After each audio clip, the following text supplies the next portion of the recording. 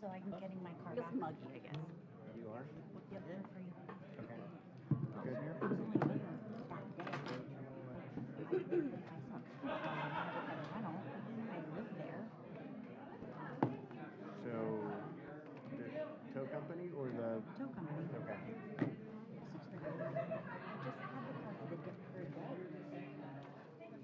And the guy goes, oh, no, I told him. And he just goes, predatory towing. Good morning. How are you? Good. How are you? Wonderful. Good to see you again. It's been a while. I'm walking down and goes, Leo? Sorry. And I have parking complex didn't call. They just came They through have and a- towed my car. They've got a standing order, or is that the towing place?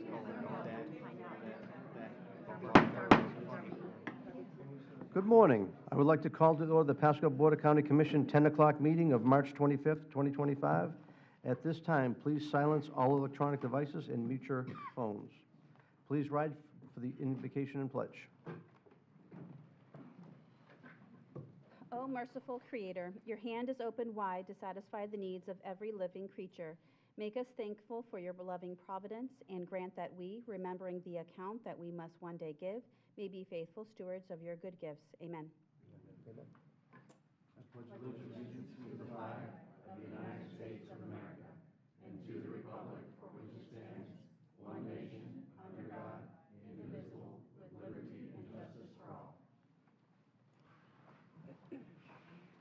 Madam Clerk, please call the roll. District 1, Commissioner Oakley. Here. District 2, Commissioner Waitman. Present. District 4, Commissioner Yeager. Here. District 5, Commissioner Mariano. Here. District 3, Chairman Starkey. Excused. Now is the time for public comment. Citizens are given the opportunity to comment on any current or future agenda item coming before the board and on any other business under the board's purview. Today's public comment will be handled as followed. First, we'll take public comment from those who are here in person. Then we will take a public comment from those who are pre-registered for WebEx link and currently on queue. We request when you address the board, comments are not directed personally at any commissioner or team member, but rather directed at the issues. This provides mutual respect between the board members and the public. After stating your name and address for the clerk, a 3-minute timer will be activated. After 2 minutes, a single beep will indicate you have 1 minute left. When your time is up, 2 beeps will sound and you should close your comments. WebEx participants will be disconnected automatically when their time is up. Madam Clerk, do we have anyone signed up for public comment? Yes, Mr. Chair, we do. We have a couple of individuals here. I will read out the first 3 names so you know your lineup. It is Tom Boglino, Steve Barber, followed by Daryl Henderson. It's either Tom or Thom Boglino. Tom, okay, if you go ahead and step to the podium, state your name and address for the record, and then you can begin. Hello, my name is Tom Boglino. Thank You did that very well. My address is 14300 Van, like the car, Court, Spring Hill, Florida, 34610. Wonderful, thank you. I am here to express gratitude. I know that's probably surprising, but here we go. A few years ago, I worked with Jack Morano's secretary, Sonia, to help put some dumpsters back where they belong in my neighborhood. They were out in the right-of-way, and they cause a lot of problems. People ride horses there, the kids walk home to school, we don't have streetlights, there no reflectors on them, you name it. We gave the garbage companies time to do self-compliance, because I didn't want to see property owners ticketed. It wasn't their fault. Fortunately, they didn't want anything to do with it. They wouldn't help us. So after about 9 months of waiting, we did a little sweep. Code enforcement did a sweep, took care of all the dumpsters. I then met with Carmack at Code Enforcement, and he came and visited with me to see how we're going to make this stick. He decided he's going to visit all the garbage companies and educate the drivers on how and where and why. And now, this is what happens. When there is a violation, somebody calls it in, like me, and the officer comes out, recognizes it, calls the garbage company, talks to the right person, and the pail is moved within a day the citizen, the property owner is never even affected. And that's a good thing. So I thank you all for leading it to that conclusion. It's great. The neighborhood, again, is Shady Hills. It's zoned AR1. We raise animals and do crops. If you can imagine yourself with a couple of acres, what would you do with it? Some of the things I've seen, however, I wouldn't do with it. I've seen parcels without a single blade of grass, soil, blackish, gray. It's unfarmable. What do we call that? Non-arable. I've seen properties littered with metal, doing no good to the environment. Any contamination you do to the land, your land, you could affect our land. Yes, we all live and have well water. So if you contaminate your land, you contaminate my land. What I do doesn't come with its share of controversy. I've written about 1,000 complaints in the past decade. It's a big number, but in 10 years, I do just a few a year, a few times a year, just to be easy on the services of Pasco County and not to cause too much trouble. But there's some serious negative talk about me online, so much so the police department's been notified, and a couple of deputies watch all the Shady Hills websites now. If you're looking to see just how I respond, you should call and talk to the guys at Code Enforcement. I keep in contact with them all the time. Thank you so much for your time, and God bless. Thank you. Steve Barber, followed by Daryl Henderson.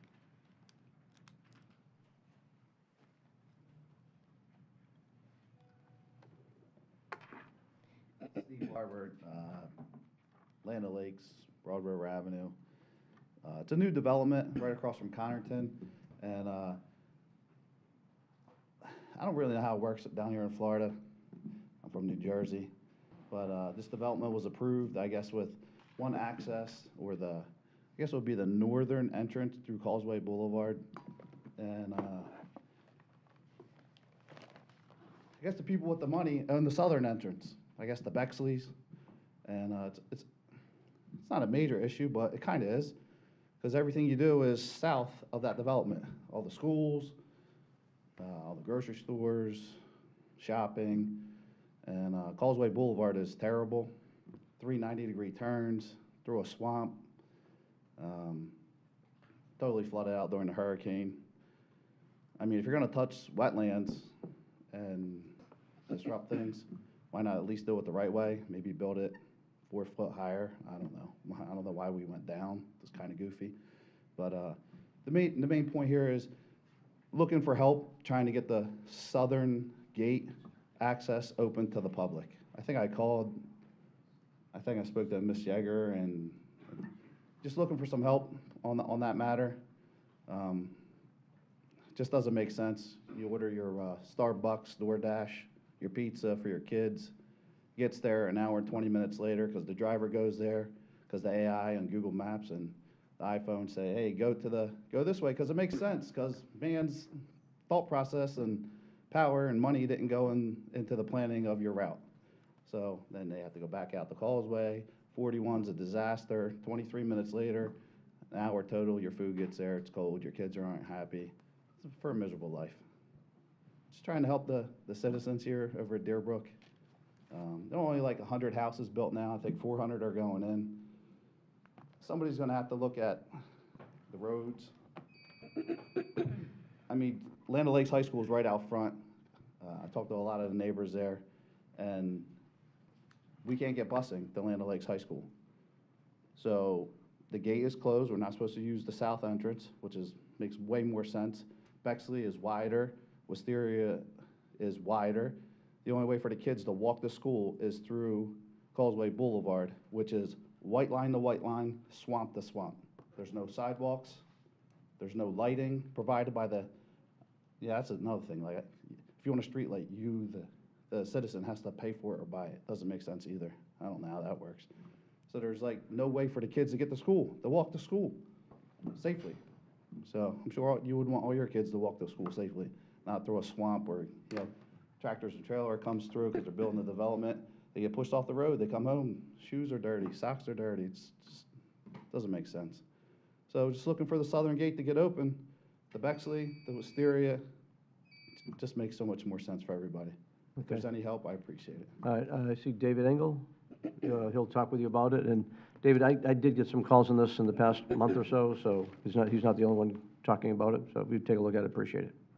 Thank you. Thank you for your time. Thank you. Thank you for your service. And I know we sent some emails as well, and we're looking into it. Okay, thank you. Thank you for your service. I tried to get everybody to call in, but we didn't know we had to register by 4 o'clock. So, Okay. I mean, there's other residents that wanted to call in, but, yeah, it's first time, trying to be a part of If you everything. want to use the county commissioner's email address, you can get us all.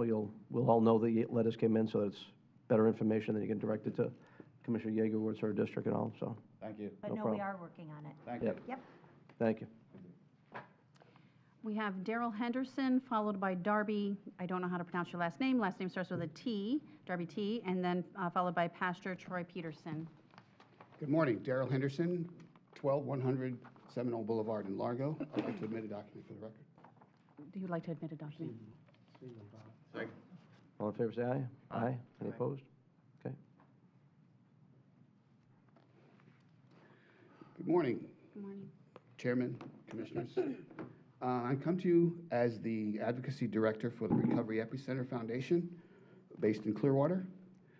And I'm happy to announce that the Recovery Epicenter Foundation is proud to announce the grand opening of the Outfield, a new peer respite recovery center in Pasco County on April 4th. The Outfield builds on the success of the Catcher's Mitt, which launched in Clearwater in March of 2023. Since then, the Foundation's peer respite program has provided a safe, cost-free space for more than 1,000 individuals seeking support who might not qualify for traditional medical services.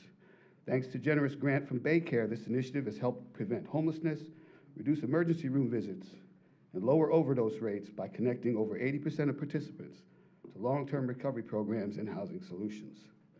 With funding from the Pasco County Opioid Abatement Board, the Outfield quietly opened its doors on February 17th of 2025 and has already provided a safe landing for 30 people in crisis. The foundation is now exploring opportunities to open additional centers in Hernando, Manatee, and Hillsborough counties. Grand opening event details, it will take place, like I said, on Friday, April the 4th from 1 to 4 p.m. The location is 9224 Elza Street in Newport Richey. Attendees will tour the facility, meet staff, and learn about peer-led recovery firsthand. And again, I want to thank you for your support of our efforts to help end overdoses and end drug addiction in this community. Thank you. Thank you. Okay. Darby T, followed by Pastor Troy Peterson, followed by Linda T. Hi there. Armour. Hello. Hi, it's Darby Trofe. Thank it's you. okay. It's hard to explain, to pronounce. I'm off Tanglewood Drive in Newport Richey. My family and I have a registered game bird farm off Tanglewood called Bontro Funny Farm. We moved here from Oldsmar in 2024. I'm going to explain what we do and why I'm here. We feed everything organic. We use regenerative and sustainable farming practices. We don't use harmful chemicals. Initially, I called many county offices to find out if Tanglewood could be rezoned agritourism. I was told we were zoned AR. So we did a lot. Because we're a game bird farm, it means that we breed birds like quail and pheasant, and of course we plan to breed chickens, which all requires roosters. We are also NPIP, which means the county comes and blood tests our birds for disease annually. We also have a limited poultry license, which means that I can legally butcher birds and sell them meat and eggs. We have made efforts to follow every rule. We provide eggs to our neighbors in this shortage and birds because there's no chickens anywhere. We've linked arms around our community since we've just been here since June. We partnered with Florida Farm Bureau and we registered as a wildlife habitat. My mom owns a nonprofit. We partnered to, her nonprofit is designed to teach children life skills. We also teach families to raise their own birds. In Hurricane Milton, it flooded most of our backyard and we had to move where our birds were. We moved them from the right side of our property to the left. It took us months to pump out all the water, lots of damage, lots of equipment. We have only one neighboring home, and it was vacant at the time, and we had to move all our birds to that left side. There was nobody living there. There's a wetland behind us, and then on the other side is a driveway up to an elementary school. We have nobody anywhere else. I'll get to the point quickly. We received a citation for our rooster, and we found out we were zoned ER. Up until now, we had no clue we were breaking any rules. Our property is 2.8 acres. Since Sunday, we found out about our citation. We moved the birds completely 1.5 acres away from the complaining neighbor. We don't have any HOAs. There's horses in our neighborhood. There's gunshots. There's loud barking at night from other dogs. Our neighbors have big parties. We have roosters roaming the neighborhood. We've gone to really far extents to try to follow all the rules and hoping that moving the roosters all the way across the area so that they're not even close to the neighbor. It was 100 feet before. Now it's 1.5 acres from him. So I'm just hoping we can find a way that we can keep our roosters and all the work that we've put into it. Thank you so much for listening. All right, I think Denise Sanderson's here. Okay. Pastor Troy Peterson, followed by Linda T. Armour, followed by Sarah Gonzalez. Good morning. Good I morning. do have a flyer for y'all. Second. All in favor, say aye. Aye.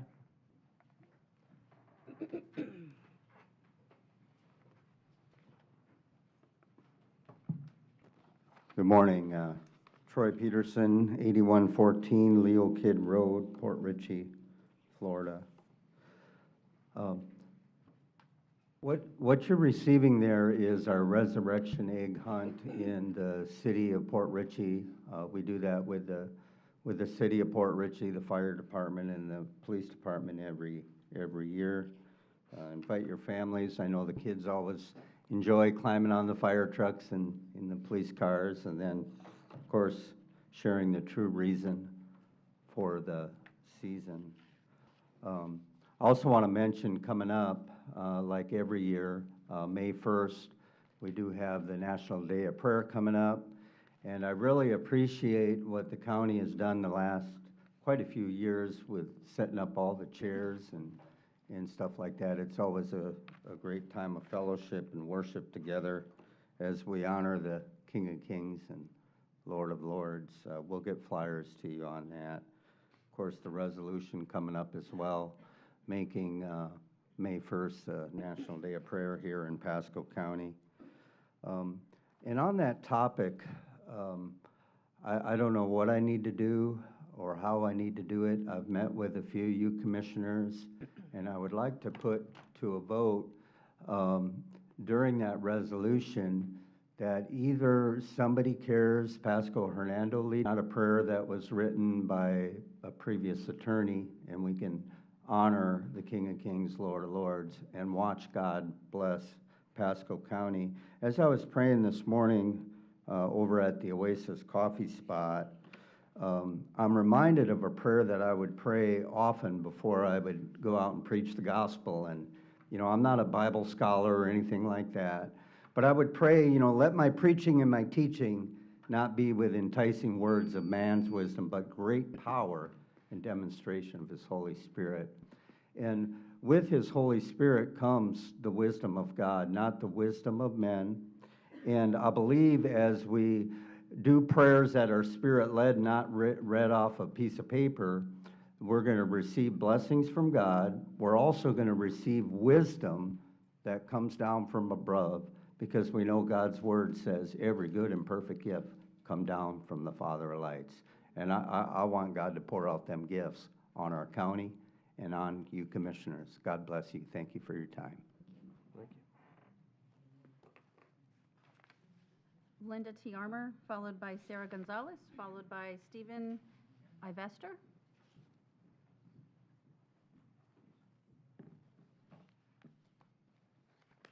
I have some paperwork to submit, please. Do you have some paperwork to submit? Second. All in favor, say aye. Aye.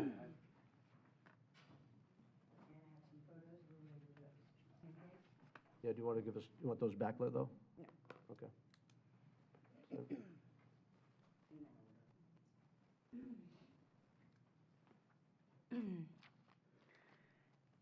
Excuse me. I don't see Ms. Starkey here. Good morning, Commissioners, Chairman.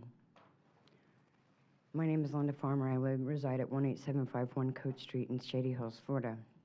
I'm here today to petition Tom Bolingo's excessive and fraudulent enforcement reports.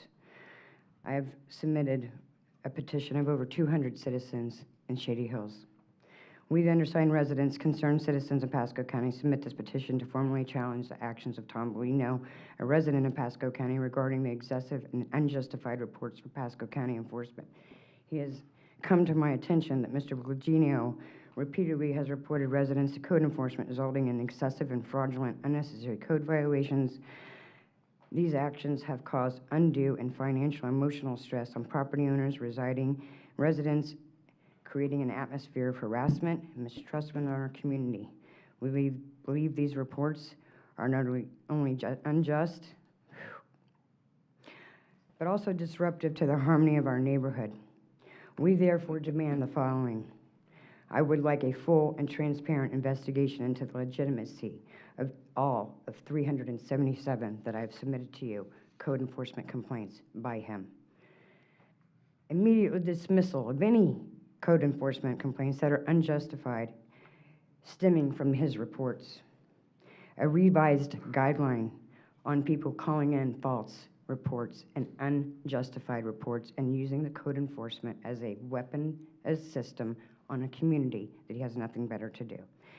It's harassment and it's misuse of the code enforcement system and our tax dollars. We urge county officials to take immediate action to address these concerns and restore the fairness and integrity to the code enforcement process. By signing that petition, we affirm to commit justice and fair treatment for all residents in Pasco County. You've been given the petition. I would now like to, the other piece of paper was back from 2015, where 28 people from Shady Hills, Florida, took Mr. Bollinger to court for harassment from code enforcement complaints. He was told to leave the community alone, that he was out of line by what he was doing. He's up at 6 o'clock in the morning in front of our homes, in his pajamas, taking photos of our families, our cars, turning in people with tow trucks that are on 24-hour services. Why are we sending a code enforcement out when we have someone on rotation that has a vehicle in their parking lot in a 3-acre piece of property and wasting our tax dollars? Pictures? Are we going to get to see them? I didn't know, I didn't know you want them shown. Do you have the pictures? Yes, thank you. I'm going to run out of time. Yeah, there's no context to those photos. I personally was affected. I live on a dead-end street 3.5 miles away from Mr. Bolingo. He decided to drive down my road and turn me in for my secondary car that's parked behind my oak trees that is my secondary car. Sure, legally I'm supposed to have a tag on it. I agree. It wasn't hurting anyone. Code enforcement's been up and down my road many times. They've never stopped.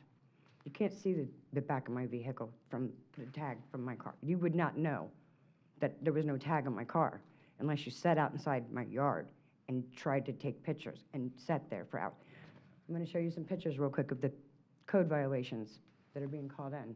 This picture, unfortunately, is a picture of Mr. Bolino's daughter stating that he has someone at the top of code enforcement working with him so he can do whatever he wants.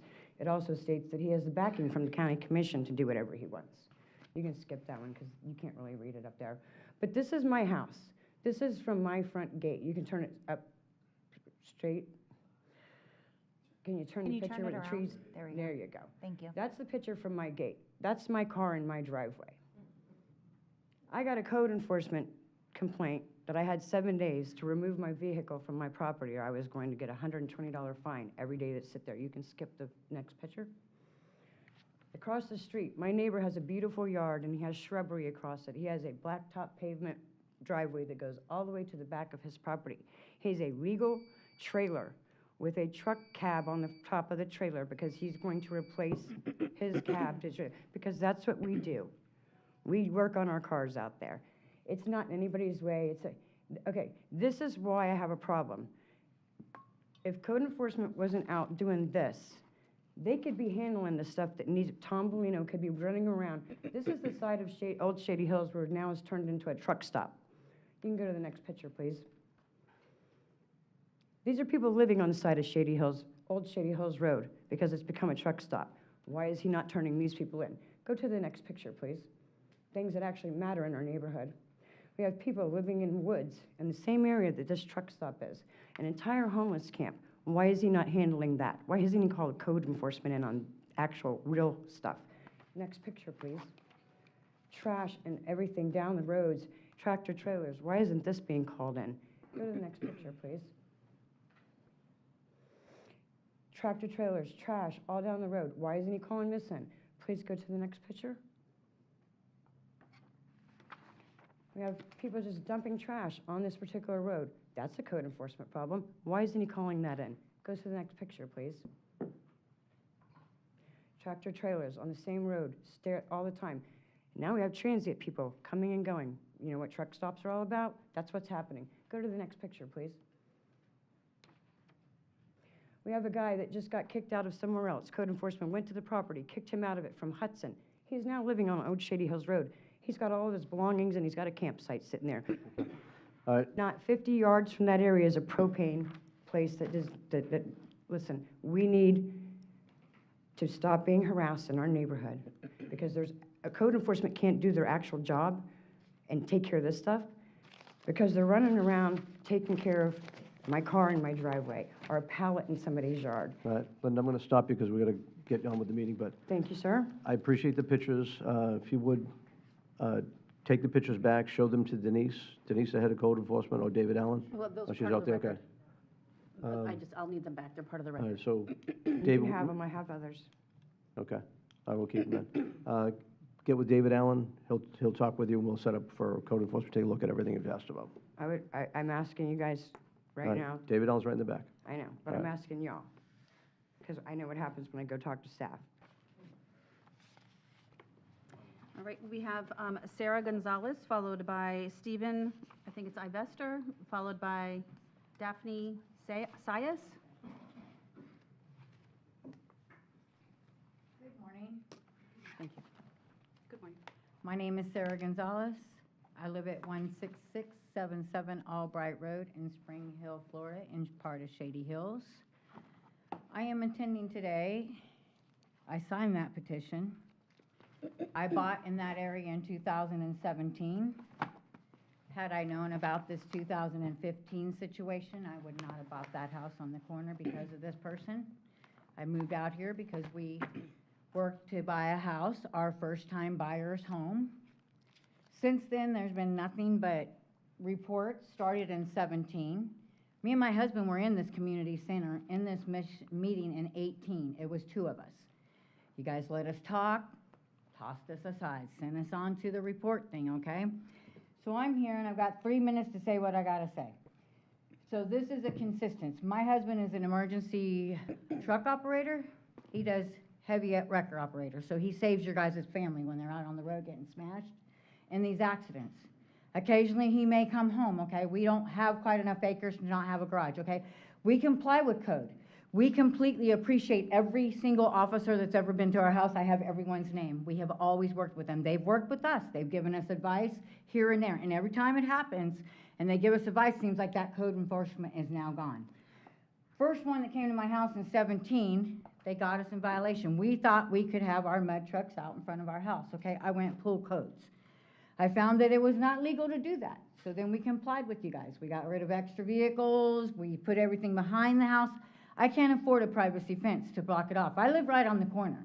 Little Ranch and Albright, okay? I'm on blast. Doesn't matter who drives by. Code enforcement drives by. First time came. We wouldn't be here had it not been called in. Because if we drove by your house, it would not draw our attention. Okay, I am here because after all these years of situations in 14, I had to put a privacy fence across the side of my house. Where the side of my house, I got a carport, okay? 2020, I bought this house, this carport was on this property, okay? It was on my property appraisers. As a new buyer, my property appraiser, the buyer's property appraiser, did not pull any questions on it, okay? Why did code not know that carport was not permitted? He found it. He found it in 2020 after he turned this in because my husband COVID was open, so he brought his truck home. Legitly could have it there because of no spread of disease, right? So he couldn't find that, so he continued to dig. Found a non-permitted carport. Luckily, I had the money to take care of it. I kept the carport. I came and paid for it. I did all the legwork during COVID, okay? I'm here because in just last June, I removed that fence so that I could hire a tree company because that same carport had a ton of dead oak over it. So after paying so much money, hundreds of dollars during COVID to keep that carport, get it permitted, do all the stuff that should have been done by the first homeowner. As a new homeowner, I had no clue. It was on property appraisers. Why county and code did not know and didn't get them, I don't understand. But I'm here because June, I got turned in for a car that sits behind I have a truck. It runs. It sits in my backyard. I Ma'am? dropped that piece of fence so I could get equipment in there by a tree Ma'am? company to remove the trees above my Ma'am? carport to save it. So your time has been up, but I've got, Okay, I've got David, Al, and Denise right behind you. They'll be happy to talk with you about it. Okay, yes, I'd be happy, but please, it's time, decade of. Nobody else in code is getting us, but you guys come when it's called in, and it's just, okay, I'm here because it's crazy. I do apologize. 3 minutes goes quick. Thank you. Hold on just a moment, man. I have Stephen Ivesters next, followed by Daphne Sayas. Thank you.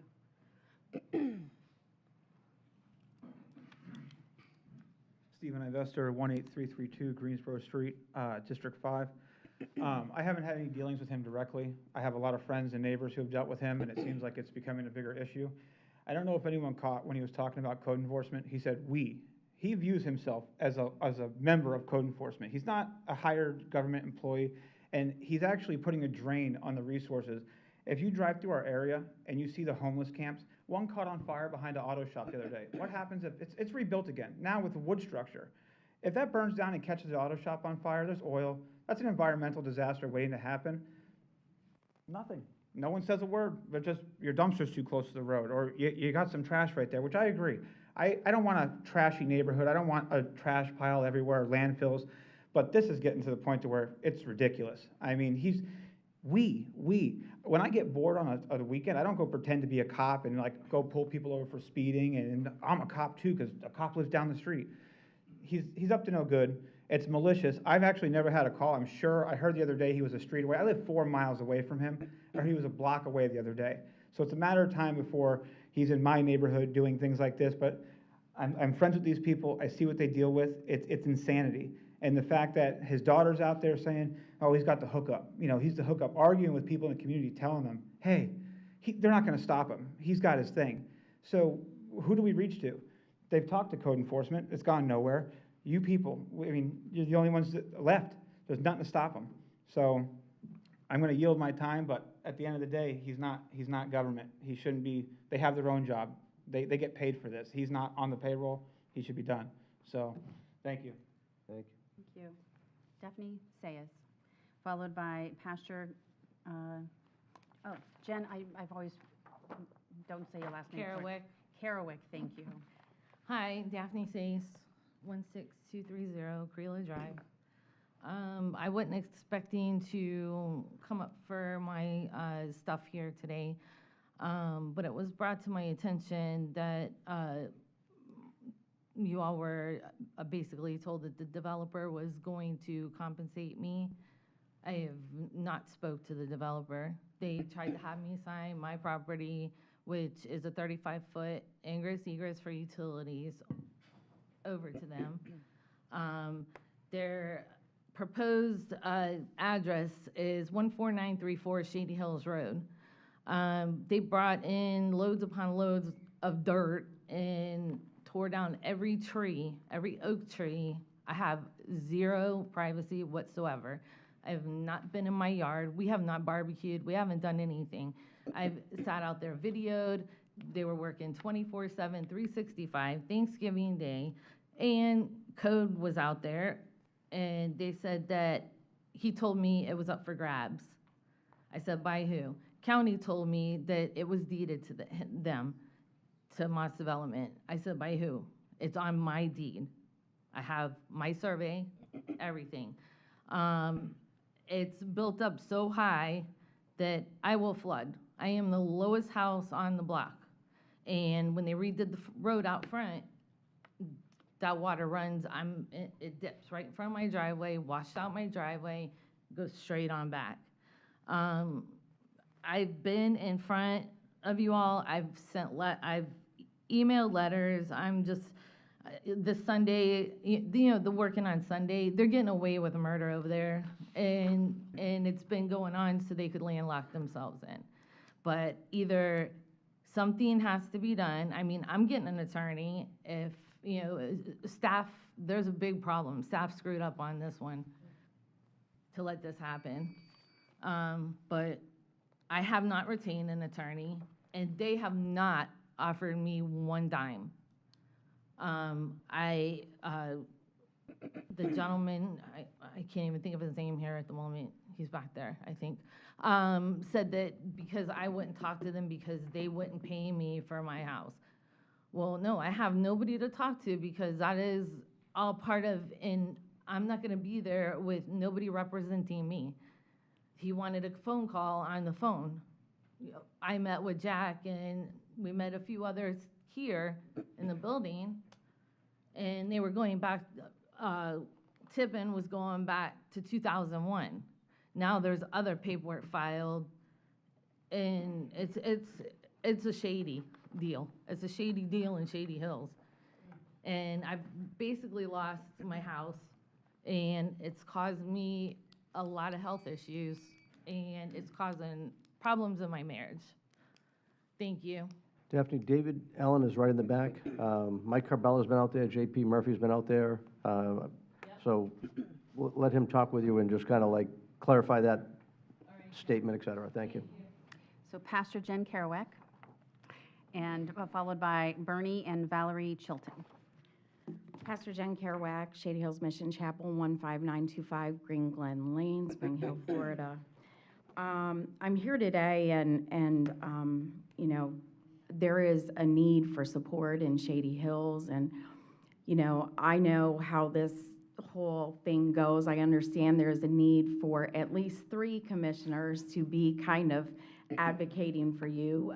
Commissioner Mariano has done a lot for our community and in attempting to try and assist with many of the things you've heard today. And I do have pictures because the roads, that's why I first came here, right, was because Shady Hills Road it was most likely, and I have not researched this in full disclosure, but most likely was not put together in a way that could accommodate the massive truck traffic that is coming down the road. Not to mention, there are 4 schools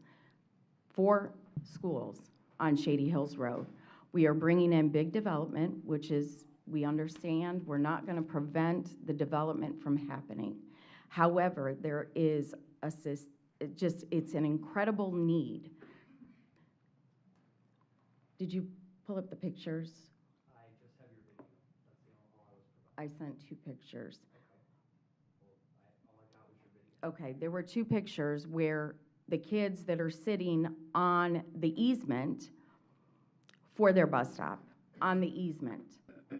We have 4 schools where parents are required to drop their kids off because within 2 miles, we don't have enough bus drivers, and we just approved approximately 450 townhomes on County Line Road in the 2-lane area. And so we know, based on history, that now Shady Hills Road is going to fall lower down on the list of priorities because County Line Road has been an issue for many years. We understand that, but why do we continue to push forward these projects. Why don't we say, hang on, before we go through this, before we change the ordinance, before we rezone things, why don't we hold on? We've got homeless camps, people getting hit and killed on County Line Road, trying to cross the road in the 4-lane area with traffic lights. No traffic lights in that project, just to pull over to the side. I really, community, a feeling of fellowship with others as a result of sharing common attitudes, interests, and goals. And I am going to be here. I shared that with Commissioner Mariano. Pasco County is my home, and I will continue to be here. I will continue to advocate, and I ask you to go and take a look at these things and look into it further, please. We have Bernie and Valerie Chilton. Followed, there's an individual who didn't write their name down, so whoever that is, okay, you'll come up next then, after them. Good morning. I'm Bernie Chilton, 9731 Sandstone Lane, Port Richey. Thank you. I'm Valerie LaFrance Chilton, 9731 Sandstone Lane, Port Richey, Florida. Thank you very much for taking the time to hear our cry for the children. Thank you, Commissioner Waitman, for standing up regarding the disturbing books that are in the public library in Pasco County. We have already seen discussion made by the commissioners. I think it was last month or in January. And the Pasco Library Director, Mr. Sean McGarvey, has been discussing about installing new rules for children's books. I would like to request, and I know you've already heard this before, but I would like to request that you consider just not having those books available because, number one, there are other counties who have done this. I have seen, based upon the article, so I don't know how true it is, but that you have concerns through your attorneys and through staff members by allowing these kind of disturbing materials to be in the children's section. I suggest you get other attorneys to talk to. Other counties have provided this not being allowed. Okay, it's crazy about the rule that the library director is trying to instill based upon breaking the age from 8 to 9-year-olds that parents can attend with their children. If you feel it's so necessary for these disturbing books to be seen or available to parents, then I suggest take these books and put them in the adult section of the public library, and that parent can take their child to the adult section according to the rules that I've read, and let them choose those books if that's what a parent so chooses. Mr. Sean McGarvey also said that he did not want to be, libraries do not act in loco parentis. However, he has said right above about children 9 and older must follow the library's code of conduct or face a potential suspension of services. Who on the staff in the library are going to want to stand up and tell that child or that parent? That's my 1 minute left. Yep. Thank you. How many staff members even want to face somebody who brings their pet dog into the library, not a service animal, but a pet dog, and say, please put your dog outside? Okay, I don't think this is very difficult. I think it's important that we pray and ask the Lord for wisdom. We have done this before with all of you. We have 40 days of prayer going on right now, and currently at Oasis Coffee Spot on Wednesday nights we are praying, and tonight we are focusing again on all of you. I would like to see us pray and expose those who choose to deceive and misuse our Pasco children. And bless those who truly see that your position in the offices that you hold, including the Director of Library Services, a place to serve and not to worship, and your will may be perfect, Lord God, that I don't want you to be worshiping your own power and your own desire. This is the children now. I don't know how much deeper we can get to on the youngest. Let's save our innocence. In Jesus' name, thank you very much. Thank you. And then the gentleman, thank you. If you could state your name and address for the record, and then you can begin. Hi, good morning. Name is Richard Lasich, 4629 Needle Palm Drive. I'd like to discuss with you the hurricanes Helena and Mildred last year and what we could expect in the year 2025 with Florida Statute 403.291, geoengineering weather modification. The purpose of this law is to promote the public safety and welfare by providing for the regulation and control by interference by artificial means with the natural precipitation of rain, snow, hail, moisture, and water in any form contained in the atmosphere. These are artificial means that our weather is being modified over our heads. These are not contrails or chemtrails. These are contaminants that are being rained down on every man, woman, and child, and the land, the chickens, the water, the soil. And there are no answers to what's going on above us. This has been going on for years, and now they codified it into a law. We don't know about the titaniums, the bariums, the strontiums. None of the public knows about the geoengineering neural project. You can do that on a Google research and find out about the neural project, the neural brain implant project that's being done. The public needs to be aware about Agenda 2030 and how it affects us all. We have no answers of what's going on above us. And I come to you to find out what is going on, because I've called other counties and they have no answers. And I'd like to know how this affects us physically, emotionally, and mentally, because what's up comes down on all of us and how it affects us. I thank you very much for your time. Thank you. Mr. Chair, that's all that I have signed up. Okay. Is there anyone else who'd like to address the board today in the audience? Do we have anyone on WebEx? We have no one on WebEx. Okay. We will conclude public comment portion of the meeting. Now it's time for resolutions. Madam Clerk, would you please read the first resolution? The recipient, please approach. This is for Water Conservation Month, so if you would please step forward to the podium. I'll read the resolution first, okay? A resolution by the Board of County Commissioners, resolution number 25-162, resolution by the Board of County Commissioners of Pasco County, Florida, declaring the month of April 2025 as Water Conservation Month in Pasco County. Whereas safe, clean, and sustainable water resources are essential to Pasco County citizens, visitors, the environment, and the economy.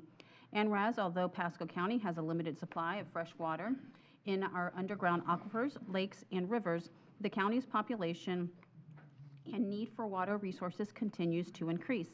And whereas whereas droughts and water shortages serve as a reminder that Florida's water resources, no matter how diverse, are finite. And whereas Florida has established the encouragement and promotion of water conservation and reuse as state objectives in chapters 373 and 403 Florida statutes. And whereas every business, industry, school, and citizen can make a difference when it comes to conserving water, thus promoting a healthy economy and community. And whereas the state of Florida Water Management Districts, Tampa Bay Water, and its member governments, and the Florida Governmental Utility Authority are working with their community supporters to increase awareness about the importance of water conservation. And whereas to preserve potable water resources, Pasco County treats wastewater to public access standards, stores more than 712.8 million gallons in reservoirs and tanks, and delivers approximately 25 million gallons per day of reclaimed water to approximately 34,000 residents and to a variety of other customers and locations.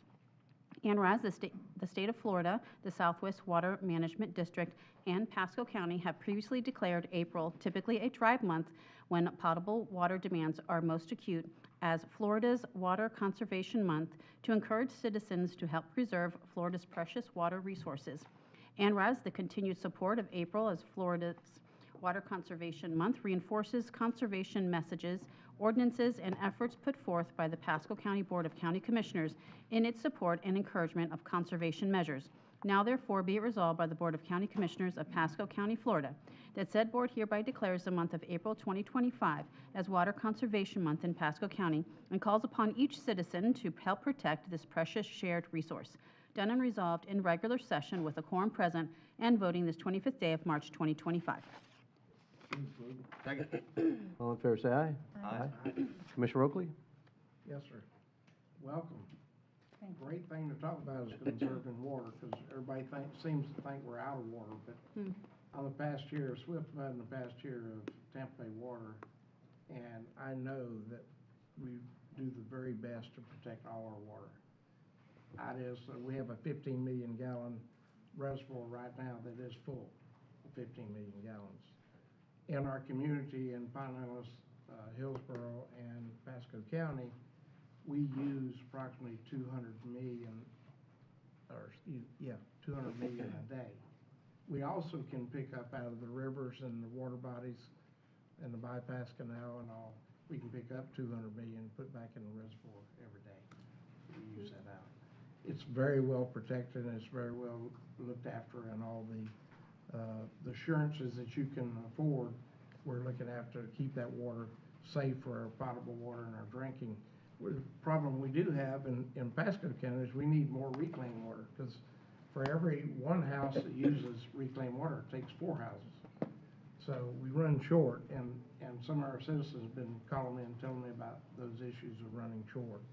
But the fact of it is, water conservation saves water throughout the year, and it's amazing that when you go from putting conservation on, you save anywhere from 30 to 60 million gallons a day, just because you're conserving either that one day or that 2 days of water conservation. So it's very well looked after in our community, in our region, and we look for more ways. We have more ways out in the future to bring us more water as we need it. So that's going to be a very plus. But conserving it is very important. And it's just hard to realize that they can conserve 30 million gallons a day just by saying only one time watering a week. It's pretty amazing. So, but you have something to say? So. Let me just go to the commissioners first. Commissioner Waitman? Yeah, I mean, it's a huge task to manage, next to air, our most precious commodity, and to keep safe drinking water, to supply it to the millions and millions of people that are here and those that are coming. Big task, and thank you for what you do and all your efforts to help educate folks that, a little different landscaping can go a long way in saving water, and human body needs water a little bit more importantly than grass does. So thank you all for what you do, and glad you're here today. Thank you. Commissioner Yeager? Yes, so I think it's really great that we have Water Conservation Month, and thank you for what you guys do in helping spread awareness. I know I always preach that to my kids, like when they're brushing their teeth, I'm like, shut the water off, just every little bit helps if we all do our part, so thank you. Liz, I'd like to thank you too for over the years, all the water conservation, from when we started with the toilet rebate program to all the sensors that we have out there, but all the work you do focusing on it, we greatly appreciate it. And would you like to say a few words? Thank you. Good morning, Chairman, members of the board. For the record, I'm Sandra Anderson. I'm the Director of Customer Information and Services for Pasco County Utilities. And without your support, and that comes down to the budgeting and everything else, you guys are very active in your communities. You guys send people our way. Water conservation is one of the easiest and sustainable ways of ensuring we have the water we need where we need it for the people when they need it. And it's something that every little bit makes a difference, regardless of the water source, whether it's reclaimed, river, well, whatever it might be, everybody can do their part. Chairman Oakley, you mentioned about one house for every 4. Because we have rebates for water conserving fixtures that we'd like everybody to participate with as well, it's going to take more homes to supply that one home, the more we conserve. As a whole, our customers do a great job of the water they use inside their homes. We're working on really targeting on the outside of the home as well, but everything makes a difference. We put a little blue bag, and we'll have some additional ones in the back. And you'll see a toilet dye testing where you can drop it in the tank of your toilet and just to let it sit for a few minutes and see if the water changes color in the bowl. If it is, you got a leak or it's hung up, we recommend you change that. We have those available at community events, at our offices. You can send us an email. And then we'll also encourage everybody to see if you can participate in the rebate program. We have everything from outside the water conservation to inside the home, so we would appreciate that. And I'd like Phoenix to say a few words. She is our water conservation coordinator for the county. Thank you, Phoenix. Thank you. Phoenix McKinney, and as Sandra said, I am the Water Conservation Coordinator for Pasco County Utilities. And thank you. I have the pleasure of being here again pretty much every year to thank you for your support. It's much appreciated. It is much needed as we continue to have new people move into our neighborhoods and our communities who may have come from other areas, may not be familiar with maintaining landscape and the necessary landscape practices that may be different from the location they came from. So along those lines, in addition to having the pleasure of speaking with you on a regular basis, I do also have the pleasure of speaking with our community members, either in a group or individually, to help them understand, A, why it is important for us to continue to conserve our water, although we appear to have adequate amounts, and also why it is just important to learn some of the really simple things that you can do. It's really easy to save water. It's as easy as a little bit shorter shower, turning off the water when you're brushing your teeth, those type of minor things. Of additional importance, and where we get some big savings are when our citizens help us with the irrigation, with making sure that those irrigation systems are operating efficiently. And again, we do have materials to help them. It's available online. We have them available in our office, and I'm available at times to go out and help them with some of those easy changes they can make, as is our cooperating other organization in the community, which is the Extension Service. So your support and your appreciation is much appreciated by me and by our citizens. Thank you. Thank you very much. Thank you. Would you, the board like to step down with me and take some pictures?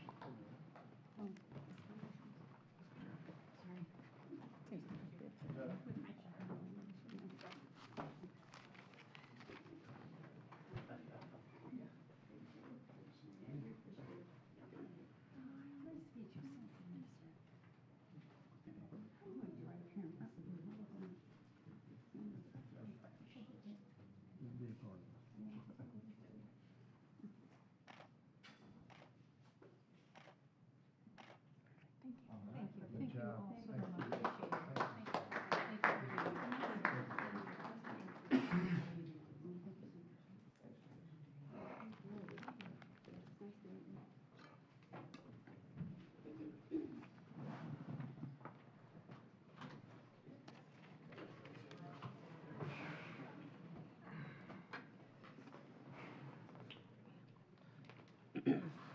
Our next resolution? All right, if you are here for the National Donate Life Month, if you could please step up to the podium. If we don't see anyone, just title only. Okay.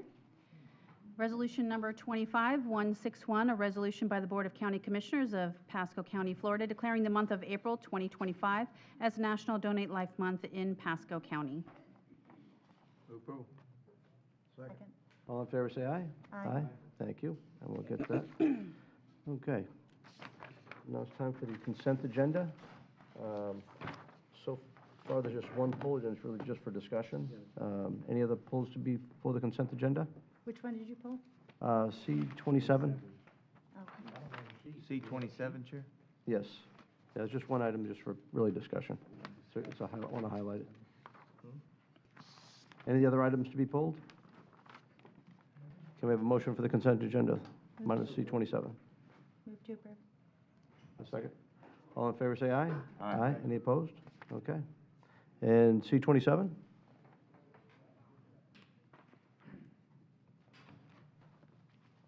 The reason I pulled the item, I think it's a very creative way, very ingenuity to try to save money and resources. So if you just talk about the program just a little bit as far as the health services with community health. Absolutely. So good morning. I'm David Mingle. I'm the Deputy Chief of Administration for Pasco County Fire Rescue. First off, thank you all for being such ardent supporters of fire safety. It's because of you that we can offer the services that we do to the community, and because of that, we've become the premier fire department in the state of Florida. So on behalf of Fire Administration, thank you all very much. With that being said, what this does is it provides a partnership with Premier Community Healthcare Group with our mobile integrated health system. So we have some individuals who get identified as at-risk clients from our fire safety side.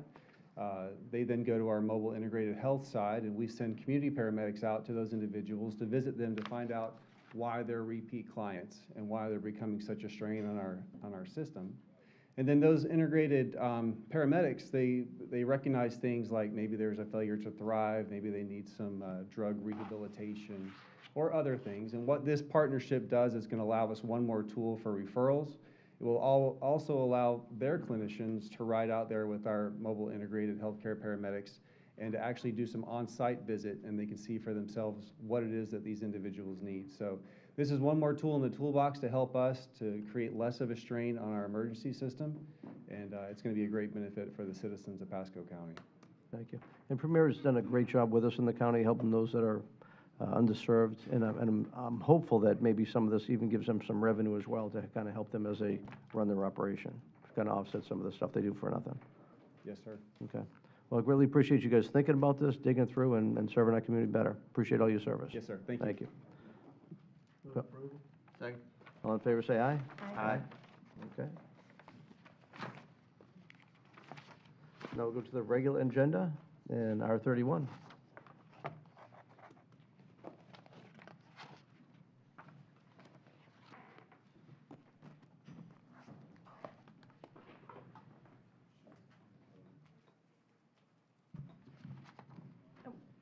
Found it. All right. Hi, Amy Farrell, Budget Director with Pasco County's Office of Management and Budget. I'm here with R31 or OMB 250033 Revenue Projections Discussion. All right, so we're going to lead in with some data and metrics that help us predict taxable assessed values. We're going to talk about other major revenues that live within our general fund. Then we're going to talk about some key expense drivers that are applying some pressure to our general fund and our other funds overall. Then we'll pivot to some other major revenues outside of our general fund, and then wrap up with a discussion of the budget cycle, where we've been and what's left to cover. All right, so the first bit of data that we're going to look at is our new home permits. And so we're looking at how they're performing. For us, this is a leading indicator that gives us about a 2-year outlook into what we think taxable assessed values might start to look like. So what we're kind of keeping an eye on right now is fourth quarter fiscal year 24 and first quarter fiscal year 25, where we're seeing a slight drop. We're not sure yet if this is attributed to all of the hurricane type stuff that's been happening in this county. So we're keeping an eye because that could potentially impact us about 2 years out. All right, so the other piece of our total taxable assessed value when we're looking at the new construction bit is also commercial. So this shows us the last 25 years of commercial plus residential new construction and the ebbs and flows that we've experienced. So this is pretty cyclical, and this leads us to believe that at some point we're going to start leveling off from new construction as well. All right, so new construction is one piece of the taxable assessed value pie. The other piece of that pie is revaluations. And so what you see here is the totality of new construction plus revaluations going back as far as 1997. Now, it's important to note that when we look at fiscal year 23 through 25, we've been experiencing double-digit growth in our taxable assessed values, and the biggest attributor to that is the revaluation piece of the pie.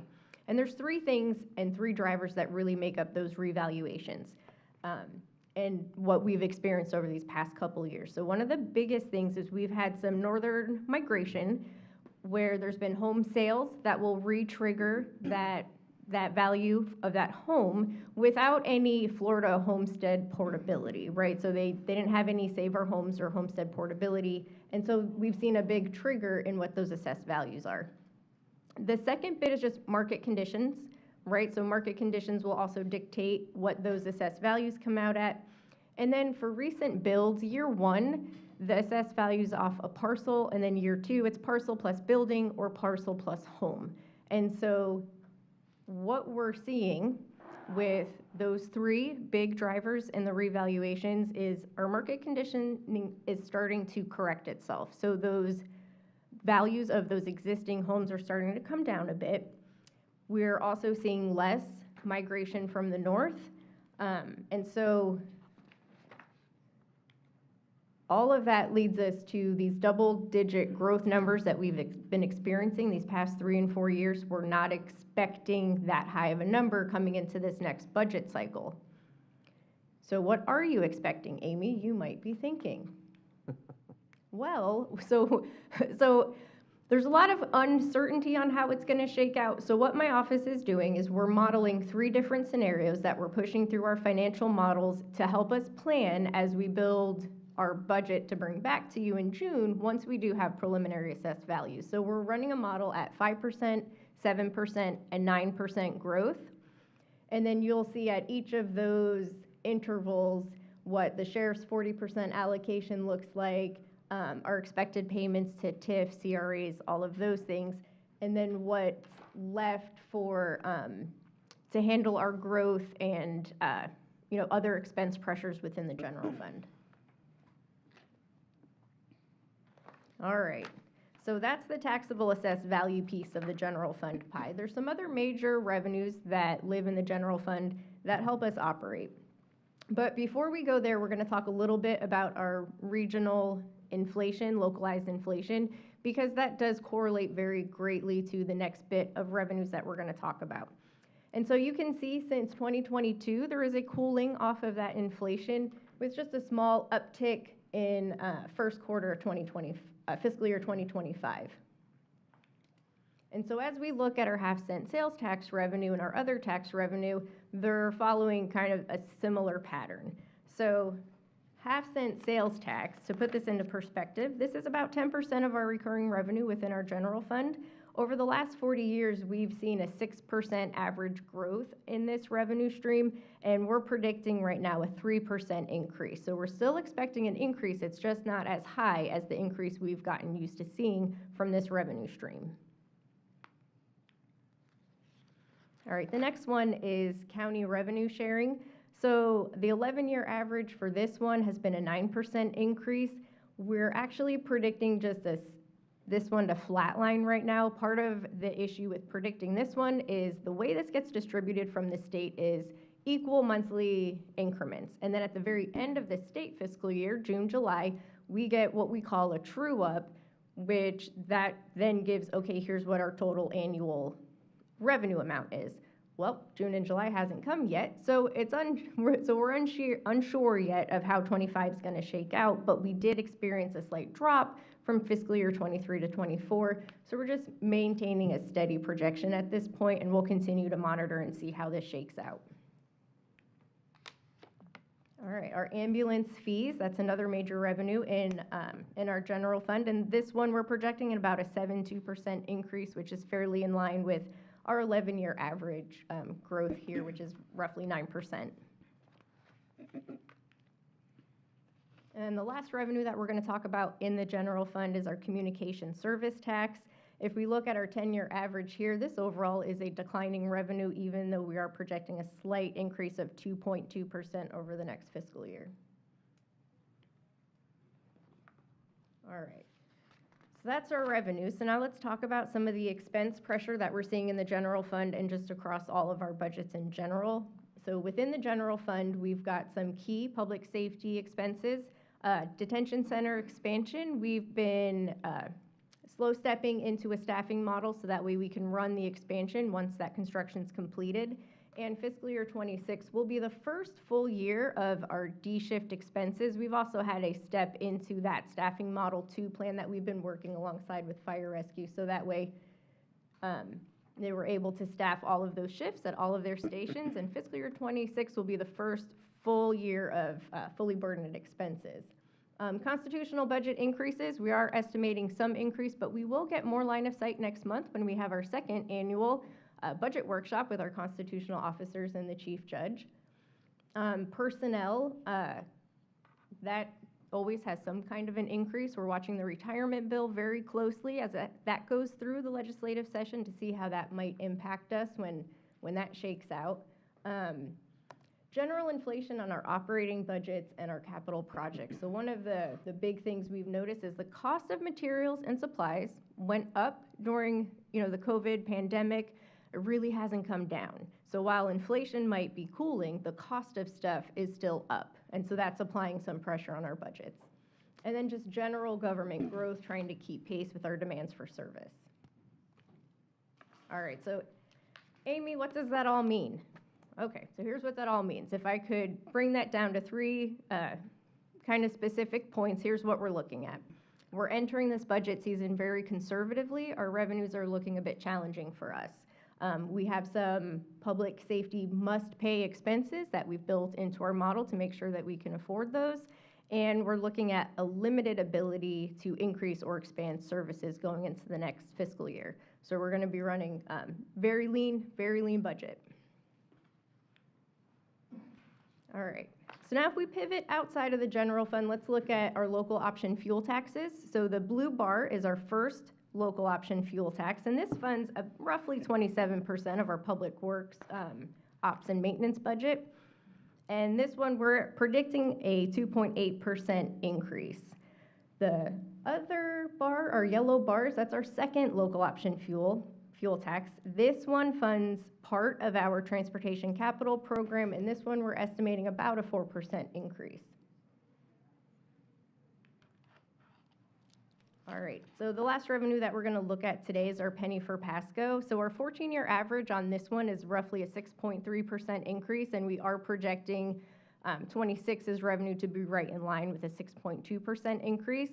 The neat thing about this one, it's reflective of Pasco's local government. The revenue that gets collected here comes right back to Pasco. So as you can see, our localized economy continues to be strong. All right, so where have we been and where are we going? So in January, we workshopped with you all and we got your priorities for the upcoming budget cycle. Internally, we kicked off and all of our department heads went to work on building their budgets. Typically in February, we have this conversation, but we pushed it back a little bit because we needed to have some really good dialogue around MSTUs and our approach to that. And so now we're back here in March talking about our major revenues. Next month, as we just discussed, we'll be meeting with our constitutional officers and the chief judge, and we'll have a workshop to talk about their budget priorities in the upcoming year. And then in June, we're going to come back and we'll workshop again once we have preliminary taxable assessed values. July, we come back with final taxable assessed values. You all will vote to set the ceiling on our millage rates, and then in September, we'll come back for 2 public hearings where we'll adopt our final millage rates and our overall budget. Amy, if you could stay on this slide just for a second. Yep. I think when we do the 101 briefings coming up, Yep. I think you really need to focus on what the jail and the D shift.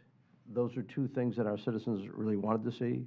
And I know the jail, since we took it over, it's a lot more than 10% of what the allocation was. But we need to really dive in to see how much that's costing us, especially with the expansion coming up. And again, that D shift, that benefit has been phenomenal. I know we get some breaks with the overtime that we save, but still there's going to be some extra expense. So I think as we go through to kind of really dive into what we're doing there.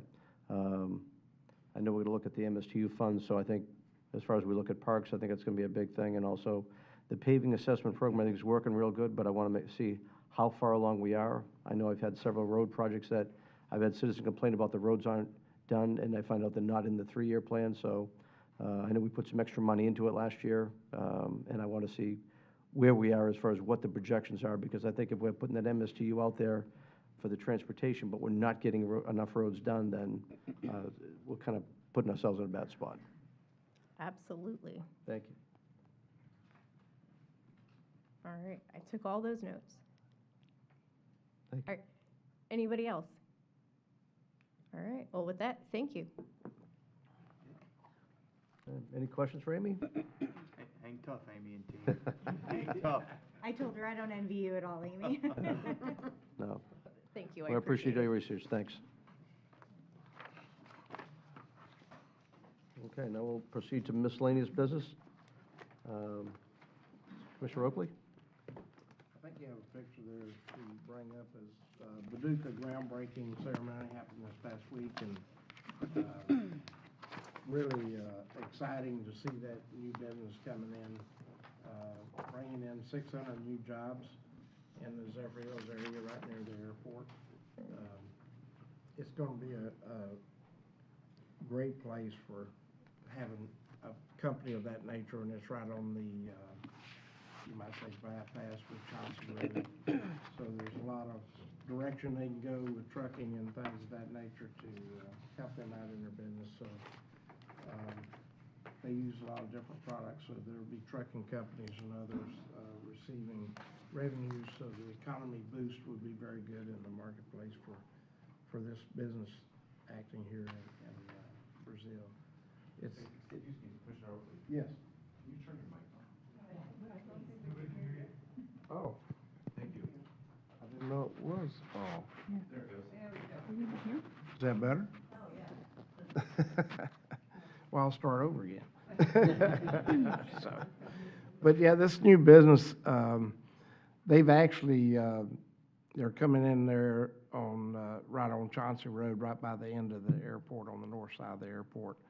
And it's really great that they will come bring that.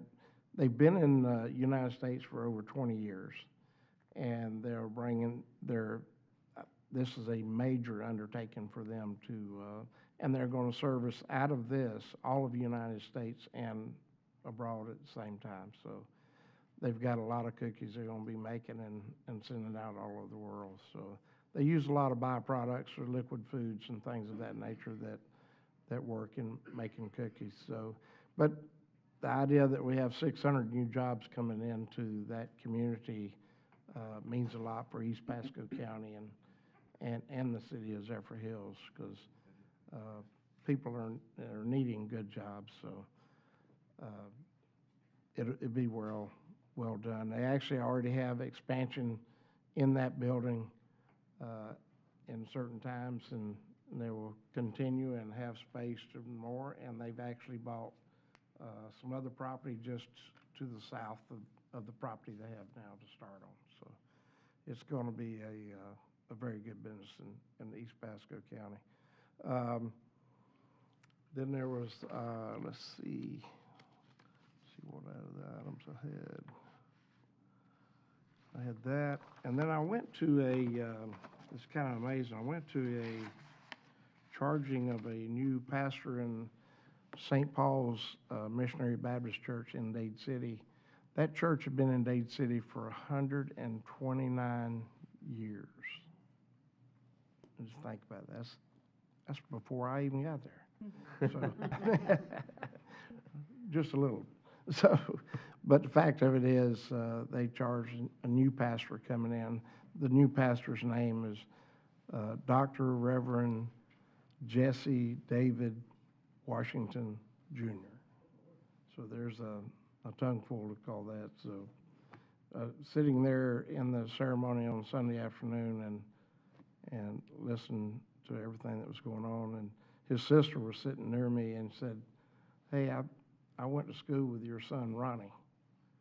I said, "Oh, this comes close to home when you meet people later in years and they're in their early to mid 50s, and they went to school with some of my own children." So it's pretty nice, and he's basically still a young man, but quite a service going on in that church that day. So I can tell you God's presence was there. So with that, that's all I have. Okay. Mr. Waitman. Thank you. Only thing I have today, just like last year, I'd like to ask the board to support the National Crime Victims' Rights Week for the weeks of April 6th through 12th, and to light up the West Pasco Government Center in the historic courthouse purple in honor of recognizing National Crime Victims Week. So I guess I would make a motion for that to happen. What is this? This last year we lit up the East and West Side Government Oh, building yeah, we purple. did do the buildings. Yeah. So we have to take a vote on that to do it again. So just doing it a week ahead of schedule, that way it can be lit up the week of April 6th through 12th. Okay, so we have a I'll make motion. a motion. Do we have a second.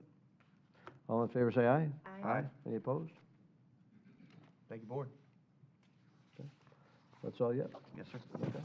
Commissioner Yeager? Okay. Can I have my picture, please?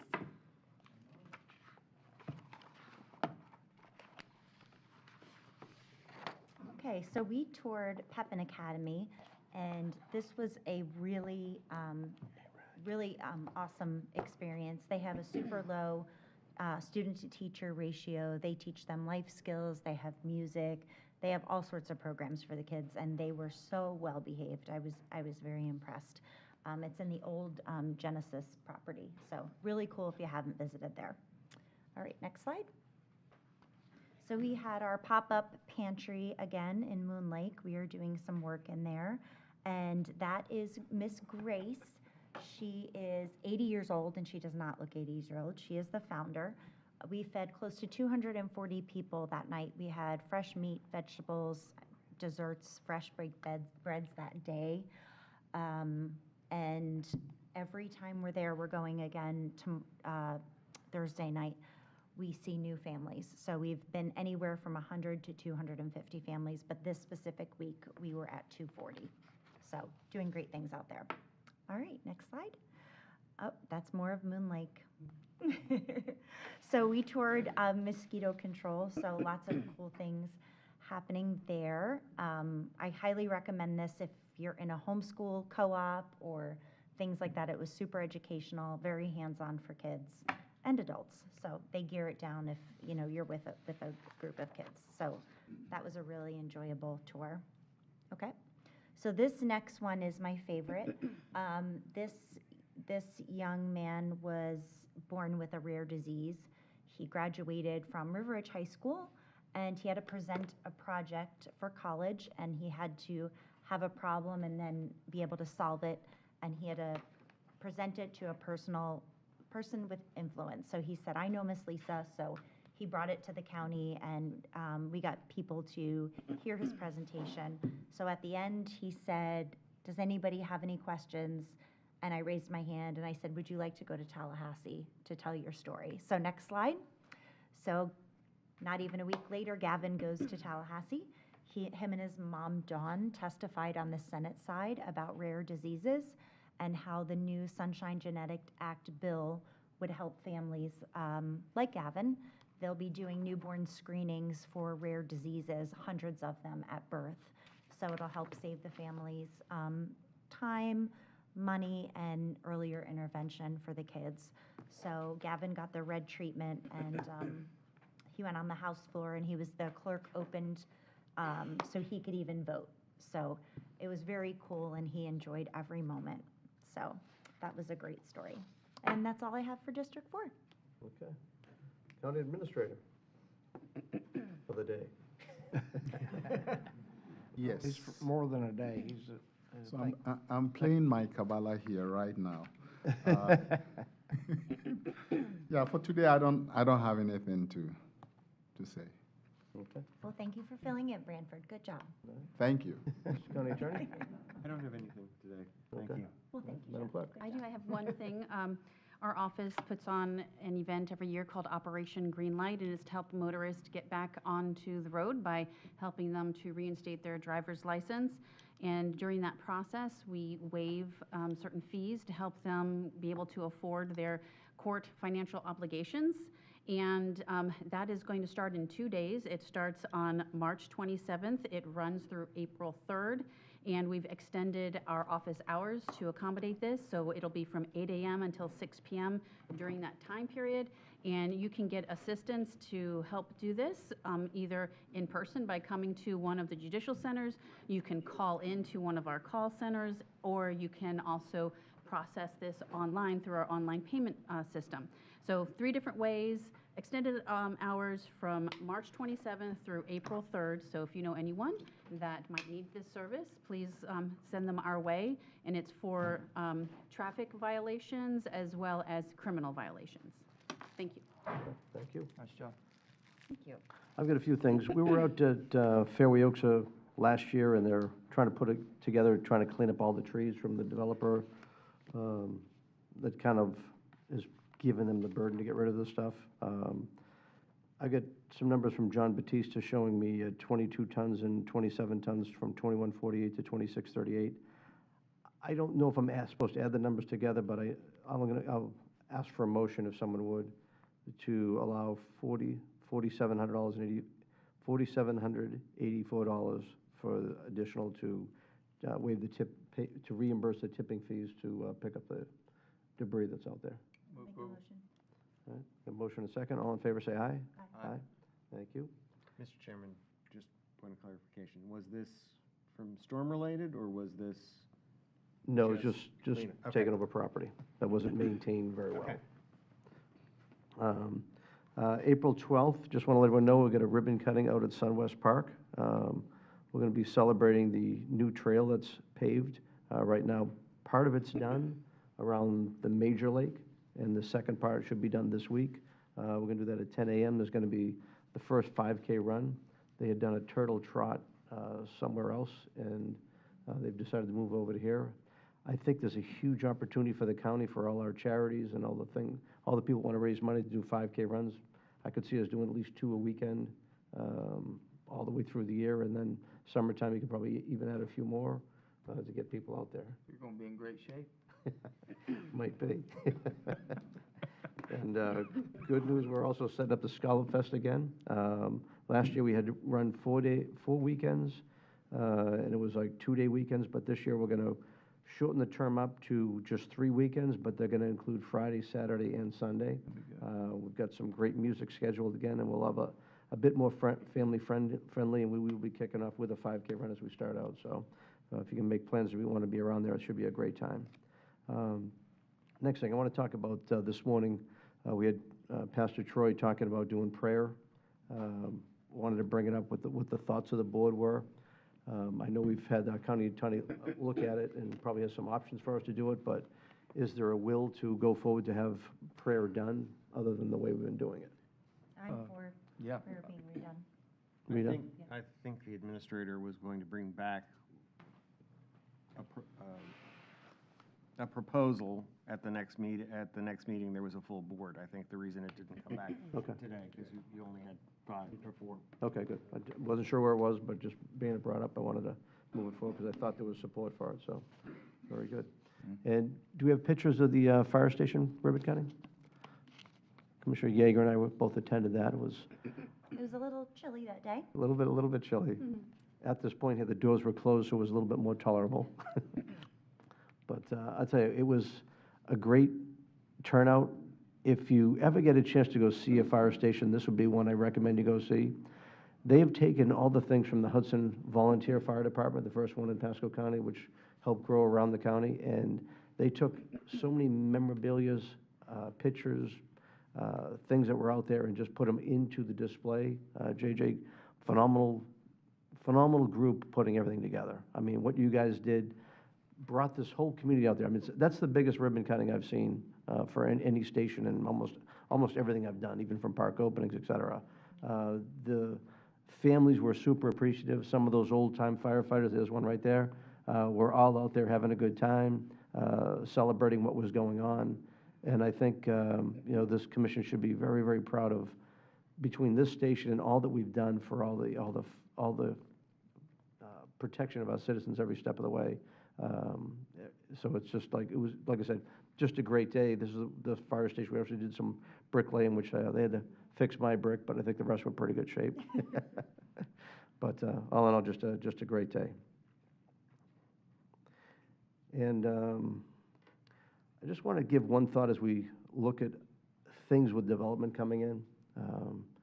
You heard Pastor Jen talking about Shady Hills and the road and all the development coming on County Line Road. Ripper Construction's been great, helping us with taking care of the utility issue down there. We still have some issues going in and around. That was a nice little stoplight sign that was put in. We have more requests for those later as well. They were very, very well received. Okay, so back to development. As we look, I don't want to see development, let's say, not going forward, but I want to make sure that we work real close with these developers as best we can, even if they don't have to do something, but us to take a look at how is this going to affect everybody around it.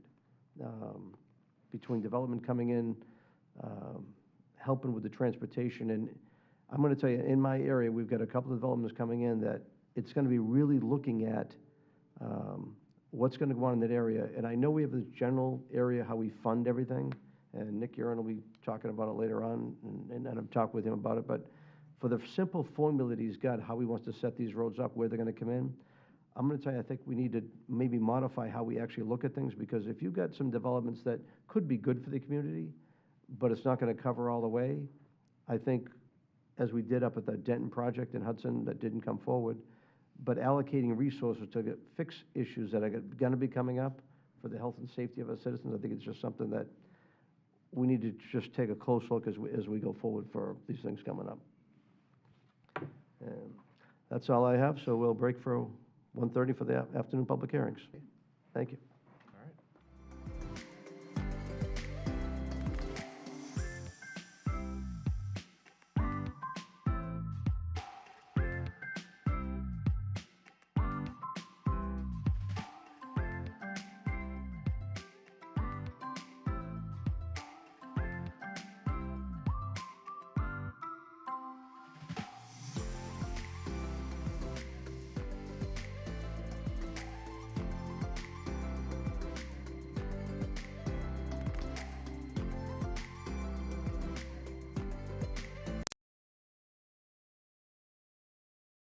Depend on you to keep them healthy.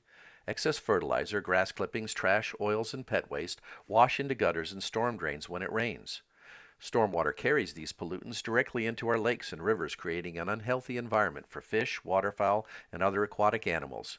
Storm drains are meant for clean rainwater. Most other discharges are illegal. If you suspect an illicit discharge, please contact Pasco County Department of Public Works at 727-834-3611.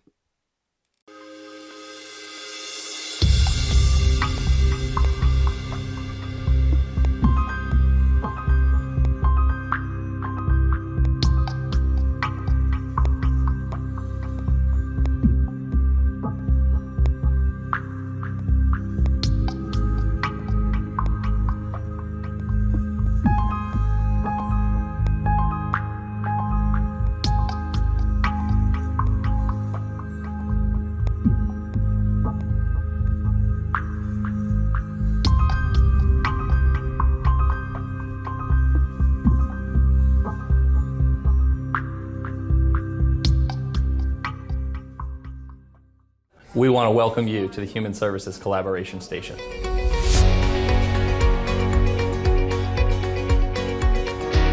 The Collaboration Station is basically an idea of bringing community partners together with the Human Services team through the Pasco County Board of County Commissioners so we can serve the citizens in one hub or one facet to really create the connectivity between our partners and our not-for-profit